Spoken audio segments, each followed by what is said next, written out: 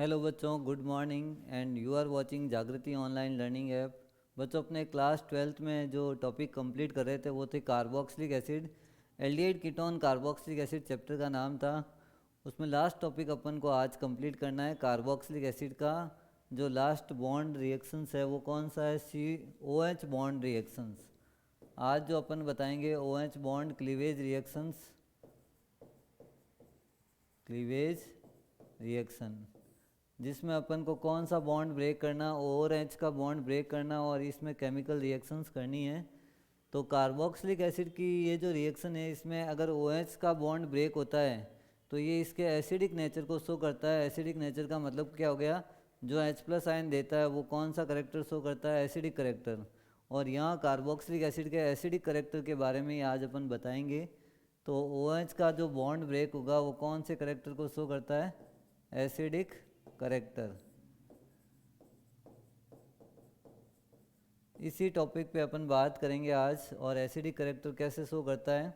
अगर मैं इसके साथ में मेटल्स के साथ रिएक्शन करवा दूं, फर्स्ट किसके साथ रिएक्शन करवानी है?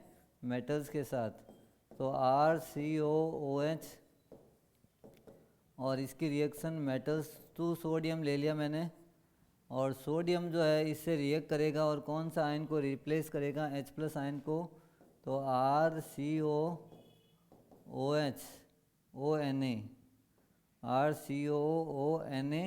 सोडियम कार्बोक्सिलेट बन जाएगा Na।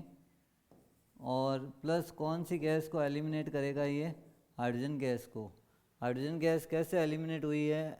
यहाँ पर सोडियम ने किसको रिप्लेस कर दिया? हाइड्रोजन को। सोडियम एक्टिव मेटल्स है और एक्टिव मेटल्स की रिएक्शन जब भी कोई कार्बोक्सिलिक एसिड के साथ होती है तो अपन ने ये रिएक्शन 9-10 में भी पढ़ी हुई है। Acid plus metal gives salt plus hydrogen gas. तो हाइड्रोजन गैस एलिमिनेट होती है, बाहर निकलती है इस रिएक्शन में। तो R की वैल्यू रख देते हैं CH3COH। फिर ये रिएक्शन कर लेते हैं और ये दो मॉलिक्यूल लिए और साथ में सोडियम ले लिया। सोडियम एक एक्टिव मेटल्स में आता है। तो CH3COONA के दो मॉलिक्यूल बन जाएंगे और प्लस कौन सी गैस बाहर निकल जाएगी? हाइड्रोजन गैस बाहर निकल जाएगी। सोडियम इथेनोएट जो है ये प्रोडक्ट बन जाएगा, साथ में हाइड्रोजन गैस बाहर निकलती है, एलिमिनेट होती है। तो ये तो मेटल्स के साथ। फिर NaOH के साथ या बेस के साथ इसकी रिएक्शन करके बताएंगे एसिडिक नेचर को। बेस के साथ सेकेंड रिएक्शन अपन किसके साथ करेंगे? बेस के साथ। और बेस यहाँ अपन ले लेते हैं NaOH या KOH, कोई भी एक बेस ले लेते हैं। तो ये सबसे पहले मैंने लिया RCOOH और इसकी रिएक्शन मैं किसके साथ करवा रहा हूँ? NaOH एक बेस है, बेसिक नेचर का है। तो यहाँ अपन को मालूम है यहाँ से H+ आयन निकलेगा और H का बॉन्ड ब्रेक होगा तो कौन सा आयन निकलेगा? H+। HOH से मिलके क्या बना देगा? वाटर। तो क्या बन जाएगा? RCOONA सोडियम कार्बोक्सिलेट प्लस कौन सा मॉलिक्यूल बाहर निकला है यहाँ से? H2O। तो ये सोडियम एसीटेट या सोडियम कार्बोक्सिलेट बन गया, साथ में H2O बाहर निकला। इसकी जगह आप CH3 रख के रिएक्शन बना सकते हैं। और तीसरी एक और रिएक्शन है जिसमें अपन सॉल्ट के साथ, सॉल्ट कौन सा? कार्बोनेट सॉल्ट के साथ ये रिएक्शन कर सकते हैं। और करनी किस किस के साथ है? सोडियम बाइकार्बोनेट के साथ और सोडियम कार्बोनेट के साथ ये रिएक्शन करनी है। तो वो करके देखते हैं अपन। RCOOH plus NaHCO3। तो सोडियम एक्टिव मेटल्स है, सोडियम यहाँ से किसको डिस्प्लेस करेगा? हाइड्रोजन को। तो क्या बना देगा? RCOONA plus H2O plus CO2। तो ये सोडियम बाइकार्बोनेट के साथ है और बेकिंग सोडा भी इसको बोल सकते हैं, उसके साथ ये रिएक्शन करी है। और अगर सोडियम कार्बोनेट के साथ करनी है तो RCOOH के दो मॉलिक्यूल लेंगे और रिएक्शन किसके साथ हो जाएगी? Na2CO3 के साथ। और बनेगा क्या यहाँ पे? RCOONA के दो molecule plus H2O plus CO2। तो ये सोडियम कार्बोक्सिलेट बन गया और साथ में H2O और CO2 बाहर निकल गया। और करी किसके साथ रिएक्शन है? सोडियम कार्बोनेट के साथ जब ये रिएक्शन करी है तो ये प्रोडक्ट बना है। तो अपन ने तीनों रिएक्शनें बताई है, एक तो मेटल के साथ, दूसरा बेस के साथ, तीसरा कार्बोनेट सॉल्ट के साथ जब ये रिएक्शन करी है। तीनों के साथ ये रिएक्शन कौन देता है? कार्बोक्सिलिक एसिड देता है। लेकिन फिनॉल जो है ये वाली रिएक्शन नहीं देता है, सोडियम बाइकार्बोनेट की। तो आप अगर फिनॉल में डिस्टिंग्विश करना चाहते हैं फिनॉल और कार्बोक्सिलिक एसिड में, तो फिनॉल और कार्बोक्सिलिक एसिड में डिस्टिंग्विश करने का एक ही तरीका है, दोनों की रिएक्शन सोडियम बाइकार्बोनेट के साथ करवाएंगे। सोडियम बाइकार्बोनेट के साथ ये तो रिएक्शन दे देगा, लेकिन वो कार्बोक्सिलिक एसिड जो है फिनॉल जो है वो ये रिएक्शन नहीं देगा। तो इससे अपन इन दोनों के बीच में क्या कर सकते हैं? डिस्टिंग्विश कर सकते हैं। अब इसमें एसिडिटी ऑफ कार्बोक्सिलिक एसिड के बारे में कुछ चीज़ें अपन समझाएंगे। एसिडिक नेचर ही चल रहा है, एसिडिक नेचर। तो फिनॉल और कार्बोक्सिलिक में डिस्टिंग्विश करने का तरीका मैंने क्या बताया? कार्बोक्सिलिक एसिड तो ये रिएक्शन देता है, लेकिन फिनॉल सोडियम बाइकार्बोनेट के साथ रिएक्शन नहीं देता है। तो एसिडिक नेचर में अपन बताएंगे, जब कार्बोक्सिलिक एसिड लेते हैं RCOOH प्लस इसमें वाटर मिला देते हैं या पानी में कार्बोक्सिलिक एसिड डाल दिया, तो ये प्रोटॉन देगा। प्रोटॉन किसको दे देगा? वाटर को। वाटर हो जाएगा H3O प्लस में कन्वर्ट और RCOO माइनस बन जाएगा। ये जो आयन बना है ये कौन सा है? Carboxylate ion. और अपन कहते हैं कोई रिएक्शन में जितना ज़्यादा H+ आयन लूज होता है उसका एसिडिक करेक्टर उतना ही ज़्यादा होता है। जब K कांस्टेंट, इक्विलिब्रियम कांस्टेंट की बात करते हैं तो ऊपर हमेशा किसकी क्वांटिटी आती है? प्रोडक्ट की। प्रोडक्ट कौन सा है मेरे पास? H3O plus into RCOO minus upon H2O into RCOOH। ये इसका रिजल्टेंट आएगा K का। अपन ने कहा K और H2O को तो कांस्टेंट मान लेते हैं, H2O की कंसंट्रेशन भी कांस्टेंट और K भी कांस्टेंट। इनको एक नया कांस्टेंट दे देते हैं Ka। K का मतलब है एसिड का आयोनाइजेशन कांस्टेंट। इसमें आएगा H3O प्लस आयन की कंसंट्रेशन इंटू RCOO माइनस की कंसंट्रेशन अपॉन RCOOH की कंसंट्रेशन। ये वैल्यू आएगी। कुल मिला के K की वैल्यू किस पे डिपेंड करती है? K is directly proportional to H3O plus ion की कंसंट्रेशन। जितनी H3O प्लस आयन की कंसंट्रेशन होगी उतना ही वैल्यू किसकी ज़्यादा होगी? K की वैल्यू ज़्यादा होगी। तो K किस पे डिपेंड करता है? HCO प्लस आयन की कंसंट्रेशन पे डिपेंड करता है, RCO माइनस की कंसंट्रेशन पे डिपेंड नहीं करता है। तो सीधा H+ आयन जितना ज़्यादा होगा K की वैल्यू उतनी क्या होगी? ज़्यादा होगी। तो यहाँ अपन ने कहा एक K और pK में डिफरेंस आ सकता है, ये पूछ सकते हैं सवाल, K किसका ज़्यादा और pK किसका कम है या ज़्यादा है। तो pK बराबर क्या होता है? Minus log of K, antilog या negative log of K is known as pK। अगर K ज़्यादा होगा तो उसका वैल्यू pK की वैल्यू क्या होगी? कम होगी। तो ये चीज़ भी आपको ध्यान रखनी है। अगर किसी एसिड का pK मान लो 4.5 है और दूसरे एसिड का 5.0 है, ये कौन सी वैल्यू है? pK1 की। और ये कौन सी वैल्यू है? pK2 की। तो अपन कहते हैं ये A वाला जो है, 1 वाला जो है वो ज़्यादा एसिडिक होगा और 2 वाला थोड़ा सा कम एसिडिक होगा, क्योंकि pK की वैल्यू से ही pK की वैल्यू जितनी कम होगी उतनी K की वैल्यू ज़्यादा होगी। K की वैल्यू किस पे डिपेंड करती है? H+ आयन की कंसंट्रेशन पे डिपेंड करती है। तो ये अपन को मालूम रखना है कि कौन सा एसिडिक करेक्टर शो करता है, किसके बेस पे अपन को इसका एसिडिक करेक्टर दिखाना है। अब अपन बात करेंगे एसिडिक नेचर की जो लैंग्वेज है वो अपन को कैसे बनानी है। लैंग्वेज लिखनी है carboxylic acid shows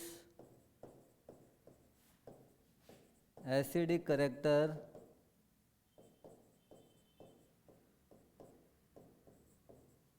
because due to removal of H plus ion from carboxylic acid,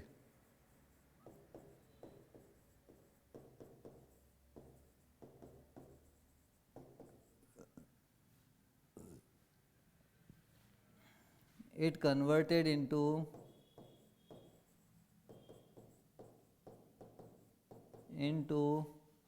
carboxylate ion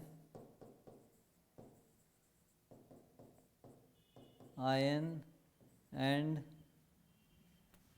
that is stable due to resonance, that is stable due to resonance. तो ये एक स्टेबल है और रेजोनेंस के through stable है। Carboxylate ion जो है वो बन जाता है इसमें, और इसमें रेजोनेंस के थ्रू इसकी क्या आ जाएगी, स्टेबिलिटी। अपन देख लेते हैं। देखो, एक तो मैं बताता हूँ कार्बोक्सिलिक एसिड का रेजोनेंस, और एक मैं बताऊँगा कार्बोक्सिलेट आयन का रेजोनेंस। ये लॉन पेयर सिंगल और डबल बॉन्ड, अगर ये कंडीशन आएगी तो ये यहाँ पर क्या आ जाएगा, इलेक्ट्रॉन यहाँ शिफ्ट हो जाएगा और ये इलेक्ट्रॉन यहाँ शिफ्ट हो जाएंगे। तो अगला स्ट्रक्चर यहाँ क्या बनेगा, R C double bond O और ओ माइनस, और ये इस पे प्लस। अब यहाँ जब रेजोनेंस में देखते हैं तो ओ पे पॉजिटिव है, ये अनस्टेबल है। ये क्या करता है, इलेक्ट्रॉन खींचने की ट्राई करेगा। किससे खींचेगा, ओ और एच के इलेक्ट्रॉन अपने पास खींच लेगा, और जैसे ये इलेक्ट्रॉन अपने पास खींचेगा कौन सा आयन रिलीज हो जाएगा, एच प्लस आयन। और एच प्लस आयन निकलने के बाद में कार्बोक्सिलिक एसिड किस में चेंज हो जाता है, कार्बोक्सिलेट आयन में, और इसका रेजोनेंस बहुत ज़्यादा स्टेबल है कार्बोक्सिलिक एसिड से। तो कार्बोक्सिलिक एसिड अगर H प्लस आयन दे भी देता है तो वो उसका रेजोनेंस जो है, कार्बोक्सिलेट आयन का रेजोनेंस जो है वो ज़्यादा स्टेबल है कार्बोक्सिलिक एसिड से। तो which is more stable in the resonating structure, तो अपन लिखेंगे carboxylate ion is more stable than carboxylic acid due to resonance. तो ये रेजोनेंस जो है इसका इक्वल रेजोनेंस है। इक्वल रेजोनेंस का मतलब है यहाँ ऑक्सीजन पे दोनों जगह माइनस चार्ज ही आ रहा है, इक्विवेलेंट रेजोनेंस है। लेकिन यहाँ नॉन इक्विवेलेंट है, यहाँ ऑक्सीजन पे प्लस भी आ रहा है। ऑक्सीजन पे अगर प्लस आता है तो वो उसकी अनस्टेबिलिटी क्रिएट करेगा, स्टेबिलिटी क्रिएट नहीं करेगा। तो कार्बोक्सिलिक एसिड और कार्बोक्सिलेट आयन में carboxylate ion is more stable and carboxylic acid is less stable in the resonating structure. तो ये अपन को ध्यान रखना है कार्बोक्सिलिक और कार्बोक्सिलेट आयन के बारे में। अब अपन बात करते हैं नेक्स्ट टॉपिक पे, arrange the compound, arrange the carboxylic acid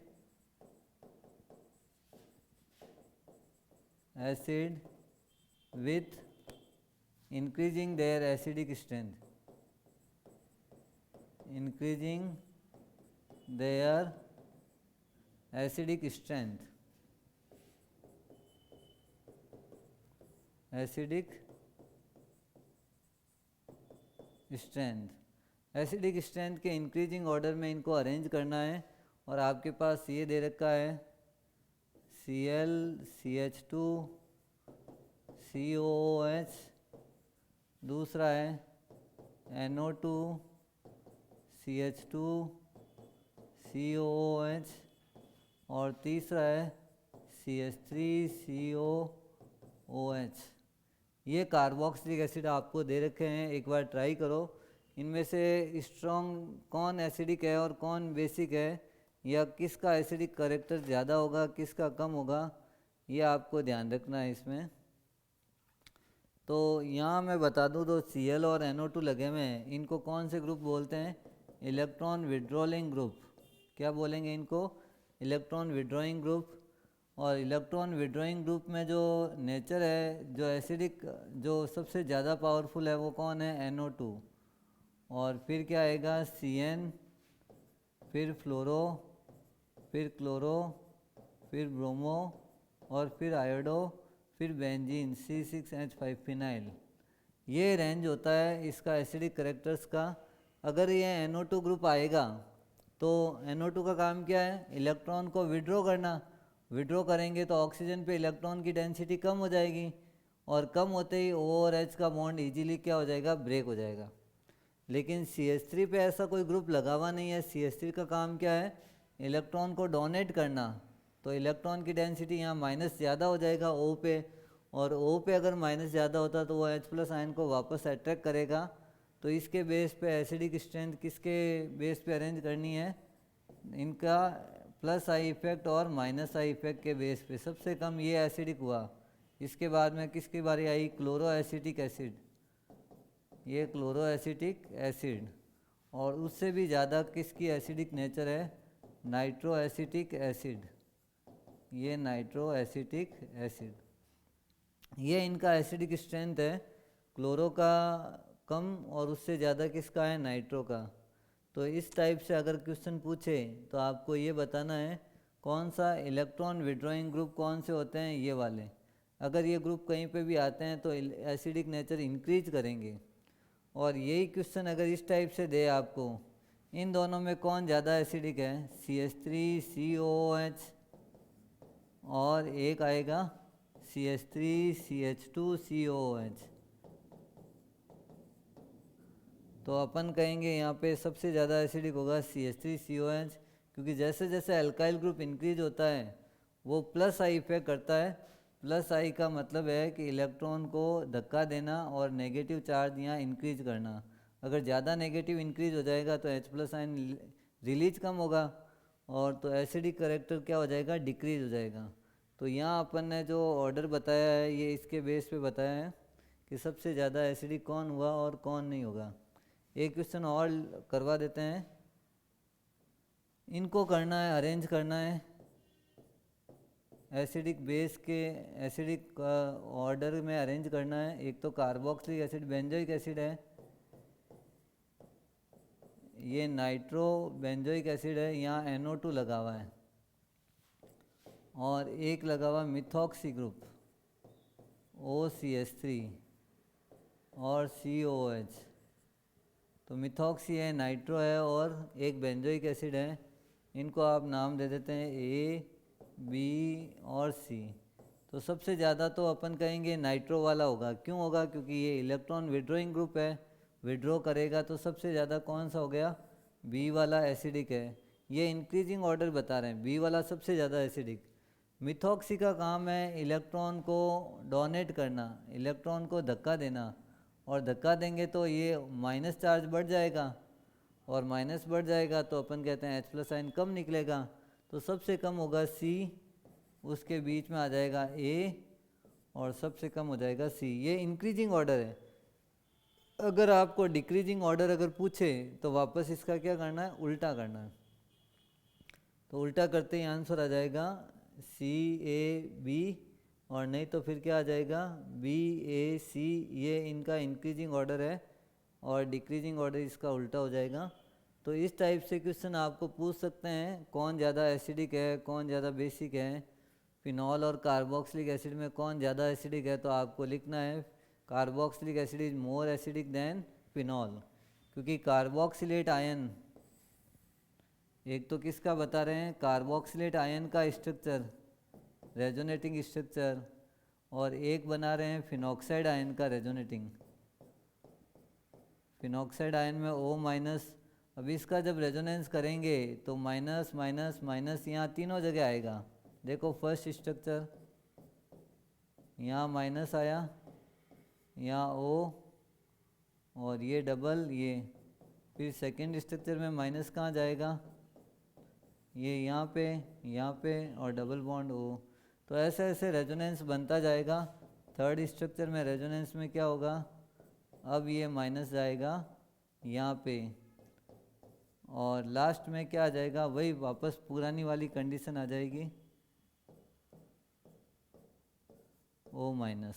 तो ये रेजोनेंस जब अपन करते हैं फिनॉक्साइड आयन का और ये कार्बोक्सिलेट का, कार्बोक्सिलेट में तो रेजोनेंस अपन ने बता रखा है, ये यहाँ गया, ये यहाँ आया, तो RCOO- और ये डबल बॉन्ड बन गया। तो दोनों में इक्विवेलेंट रेजोनेंस है, लेकिन इसमें नॉन इक्विवेलेंट है। इसमें कार्बन जो है इलेक्ट्रोपॉजिटिव है, उस पर भी नेगेटिव चार्ज घूम रहा है। तो इसका फिनॉक्साइड का रेजोनेंस जो है वो कम स्टेबल है, लेस स्टेबल है, और कार्बोक्सिलेट आयन का रेजोनेंस जो है वो ज़्यादा स्टेबल है। और स्टेबिलिटी के बेस पे इनका एसिडिक स्ट्रेंथ भी बताएंगे। Carboxylic acid is more acidic than phenol due to equivalent and non equivalent resonance. इसके बेस पे अपन इनका एसिडिक नेचर बता सकते हैं। तो ये क्वेश्चन इस पे बन सकते हैं, और इस टाइप से अगर क्वेश्चन आए तो आपको ऐसे सॉल्व करना है। फिनॉल और कार्बोक्सिलिक के बारे में आ सकता है, फिनॉल और अल्कोहल के बीच में पूछ सकते हैं, या ये नाइट्रो कार्बोक्सिलिक एसिड, ये मिथॉक्सी कार्बोक्सिलिक एसिड, और एक only carboxylic acid benzoic acid है, उसके बारे में भी क्वेश्चन आपको पूछ सकते हैं। इस टाइप से आपको ये सॉल्यूशन करना है और इसका आंसर देना है। तो आज की क्लास में अपन यही रखते हैं। Thank you for joining this class का। इसका ये चैप्टर अपना कंप्लीट हो गया है। तो इसमें जो भी डाउट्स आए आप अपने फ़ोन पे जो नंबर्स आ रहे हैं उस पे कॉल के या मैसेज करके बता सकते हैं। इसके अलावा जो जितने भी टॉपिक करवाए हैं उनको एक बार रिटर्न वर्क में अच्छी तरह कर लीजिए, ताकि ये जो रिटर्न वर्क अगर प्रॉपर रहेगा तो आपको वापस पढ़ने में दिक्कत नहीं आएगी। तो आज की क्लास में यहीं तक रखते हैं। Thank you for joining this class.